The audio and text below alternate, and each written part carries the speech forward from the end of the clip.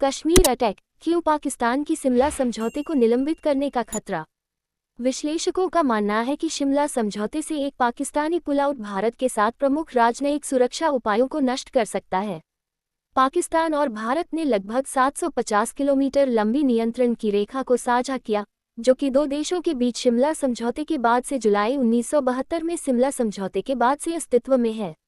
इस्लामाबाद, पाकिस्तान। भारत और पाकिस्तान के बीच तनाव 22 अप्रैल को भारतीय प्रशासित कश्मीर में पहलगाम के दर्शनीय रिजॉर्ट शहर में पर्यटकों पर हमले के बाद से बढ़ गया है, जिसमें कम से कम 26 लोग मारे गए थे। दोनों देशों ने एक व्यापक टकराव की आशंकाओं को बढ़ाते हुए टाइट फॉर टैट उपायों की एक श्रृंखला की घोषणा की है। प्रधानमंत्री नरेंद्र मोदी के नेतृत्व में एक कैबिनेट बैठक के बाद भारत ने बुधवार को 6 दशक पुराने सिंधु वाटर संधि (IWT) को निलंबित करने की घोषणा की, जो एक महत्वपूर्ण समझौता है जो सिंधु नदी प्रणाली के उपयोग को नियंत्रित करता है। दोनों देशों के लिए महत्वपूर्ण है। इसने पाकिस्तान, व्यापार निलंबन, वीजा के निरसन और भारत में पाकिस्तानी राजनयिकों में कमी के साथ अपनी सीमा को बंद करने की भी घोषणा की। अनुशंसित कहानियां। 4 आइटमों की सूची। 4 की सूची। 1, भारत और पाकिस्तान कश्मीर में पहलगाम हमले के बाद रणनीतिक गतिरोध के पास। 4 की सूची। 2, पाकिस्तान ने कश्मीर हमले के बाद भारत के खिलाफ जवाबी कार्रवाई की घोषणा की। 4 की सूची। 3, प्रतिरोध का मोर्चा क्या है, समूह घातक कश्मीर हमले का दावा करता है। 4 की सूची। 4, बर्स्ट बैलून, कैसे पहलगाम हमले ने जवाब में मोदी की कश्मीर कथा को चकनाचूर कर दिया। पाकिस्तान की राष्ट्रीय सुरक्षा समिति (NSC), इसके शीर्ष नागरिक सैन्य निर्णय लेने वाले निकाय ने इसी तरह के उपायों की घोषणा की, जिसमें सीमा और हवाई क्षेत्र के बंद होने, व्यापार के निलंबन और, महत्वपूर्ण रूप से, भारत के साथ सभी द्विध्रुवीय समझौतों को सस्पेंड करने के लिए एक खतरा है, जिसमें भारत शामिल है। 1972 में हस्ताक्षरित शिमला समझौता भारत पाकिस्तान संबंधों का आधार बनाता है, नियंत्रण रेखा (LOC) को नियंत्रित करता है और विवादों को शांति से हल करने के लिए प्रतिबद्धताओं को रेखांकित करता है।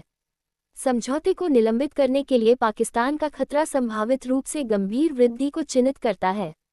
लेकिन वास्तव में शिमला समझौता क्या है, और अगर पाकिस्तान इससे बाहर निकलता है तो क्या निहितार्थ हैं? शिमला समझौता क्या है? 1971 के युद्ध के 7 महीने बाद, जिसे भारत ने जीता और जिसके कारण बांग्लादेश का निर्माण हुआ, पाकिस्तानी राष्ट्रपति जुल्फिकार अली भुट्टो और भारतीय प्रधानमंत्री इंदिरा गांधी ने शिमला में मुलाकात की। कभी कभी शिमला के रूप में भी लिखा गया था, भारतीय राज्य हिमाचल प्रदेश की पहाड़ी राजधानी, रिलेशनों को सामान्य करने के लिए। 2 जुलाई 1972 को हस्ताक्षर किए गए समझौते के प्रमुख बिंदुओं PDF में विवादों की शांतिपूर्ण निपटान और कश्मीर, द्विपक्षीय रूप से शामिल मुद्दों को हल करने में शामिल थे। इसने आंतरिक मामलों में क्षेत्रीय संप्रभुता, अखंडता, राजनीतिक स्वतंत्रता और गैर निहित के लिए सम्मान का आग्रह किया। सबसे महत्वपूर्ण परिणामों में से एक युद्ध विराम लाइन का नाम बदलना था। दोनों देशों के बीच काम करने वाली सीमा नियंत्रण रेखा (LOC) के लिए दोनों पक्षों ने इसे एकतरफा रूप से बदलने के लिए सहमति नहीं दी।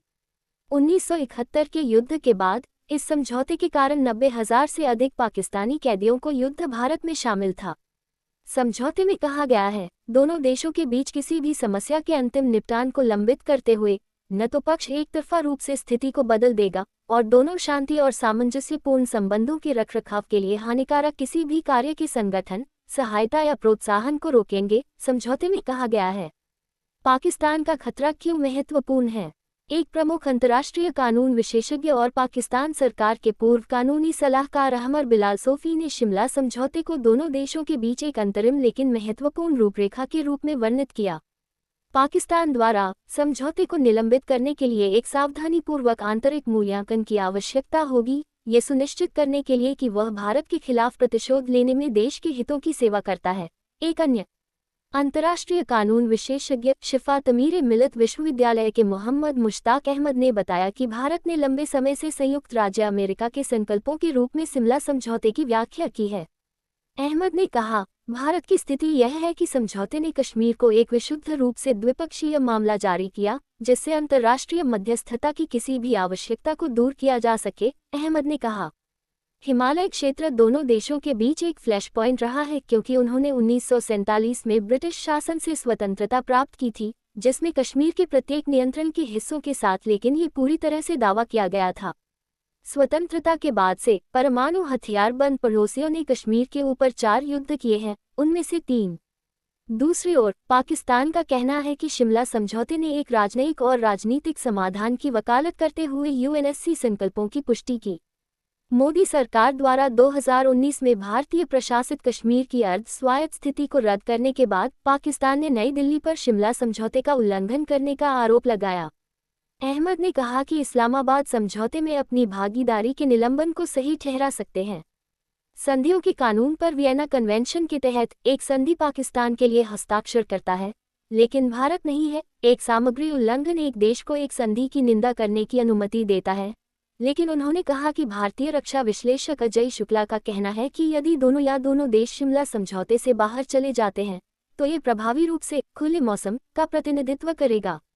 नई दिल्ली स्थित विश्लेषक ने अल जजीरा को बताया, ये दोनों पक्षों को एलओसी की जमीनी स्थिति को बदलने के लिए प्रेरित कर सकता है और उन्हें हथियारों का उपयोग करने के लिए प्रोत्साहित किया जाएगा, क्योंकि कोई भी संधि नहीं होगी जो शांति को लागू करेगी, जो वर्तमान में जगह में है। क्या शिमला समझौते को निलंबित करने का मतलब युद्ध है?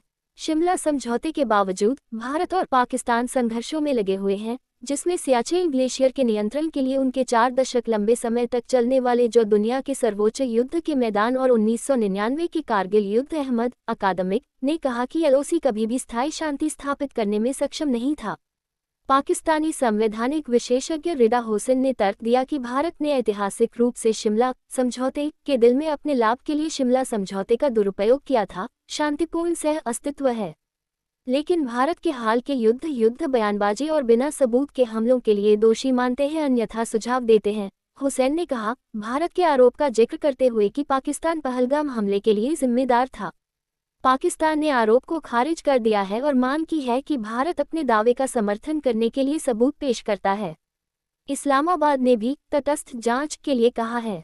भारतीय सेना के पूर्व अधिकारी शुक्ला ने कहा, हालांकि शिमला समझौते से पाकिस्तान द्वारा एक पुलआउट स्वचालित रूप से युद्ध की घोषणा के लिए नहीं होगा, फिर भी ये पड़ोसियों को एक संभावित सैन्य संघर्ष के करीब लाएगा। उन्होंने कहा, एक स्वचालित रूप से दूसरे की ओर नहीं जाता है, लेकिन इसका मतलब यह है कि दोनों पक्षों में अब एक अंतर्राष्ट्रीय संधि के रेलिंग नहीं होंगी जो उन्हें सशस्त्र शत्रुता में संलग्न होने से रोकती है। उन्होंने कहा, पाकिस्तान का औचित्य क्या है? अन्य प्रतिशोधी उपायों के अपने तत्काल कार्यान्वयन के विपरीत पाकिस्तान ने केवल शिमला समझौते से बाहर जाने की धमकी दी है। सोफी के अनुसार पाकिस्तान का औचित्य बहुपक्षवाद में लौटने की इच्छा से उपजा है। भारत ने शिमला का उपयोग ये तर्क देने के लिए किया है कि कश्मीर एक विशुद्ध रूप से द्विपक्षीय मुद्दा है। निलंबित करने से यह पाकिस्तान को कश्मीर विवाद को अंतर्राष्ट्रीयकरण करने के लिए संयुक्त राष्ट्र सुरक्षा परिषद तंत्र में वापस जाने की अनुमति देता है, सोफी ने कहा। शुक्ला ने कहा कि समझौते को निलंबित करना दोनों पक्षों को एलओसी पर अपने हितों को आगे बढ़ाने के लिए अंतर्राष्ट्रीय कवर प्रदान कर सकता है, जबकि संधि का पालन करते समय संभव नहीं है।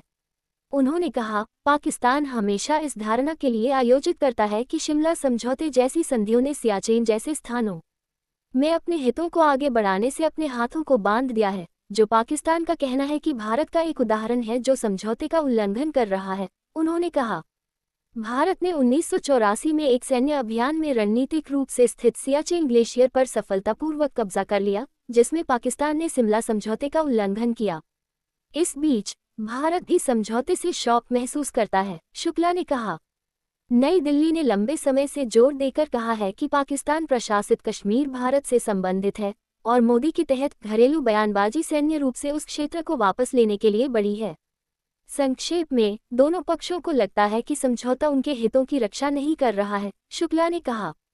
अहमद का सुझाव है कि IWT के भारत का निलंबन पहले से ही पाकिस्तान द्वारा आत्मरक्षा उपायों को सही ठहराते हुए अंतर्राष्ट्रीय कानून के तहत आक्रामकता का एक अधिनियम बना सकता है।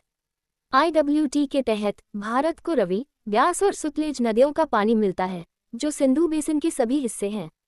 दूसरी ओर पाकिस्तान सिंधु, झेलम और चेनाब नदियों के अधिकांश पानी का हकदार है। अहमद ने कहा, जल संधि लगभग 250 मिलियन पाकिस्तानियों के जीवन को कम करती है।